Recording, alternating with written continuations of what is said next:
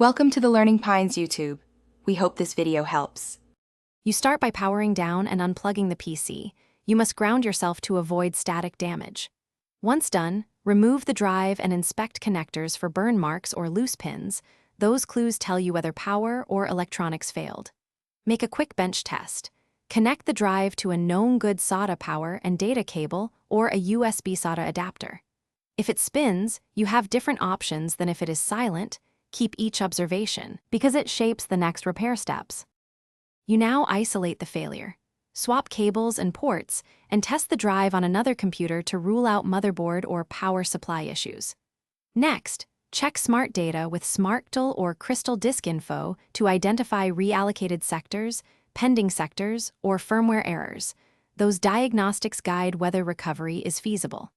If the spindle won't spin, but electronics look fine, try a controlled power cycle or a gentle physical nudge, only as a last resort, and never open the sealed drive if you hope to recover data professionally.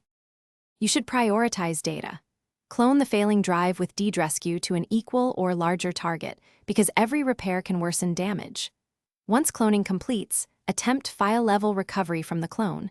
This separates data retrieval from hardware repair. If cloning fails repeatedly or you face mechanical failure, stop and contact a professional recovery lab. Opening platters at home destroys chances. Finally, if electronics are at fault, replace the PCB only with an exact model and firmware. Otherwise, you risk losing the drive's microcode and data mapping. Thanks for watching. Consider subscribing if we helped you.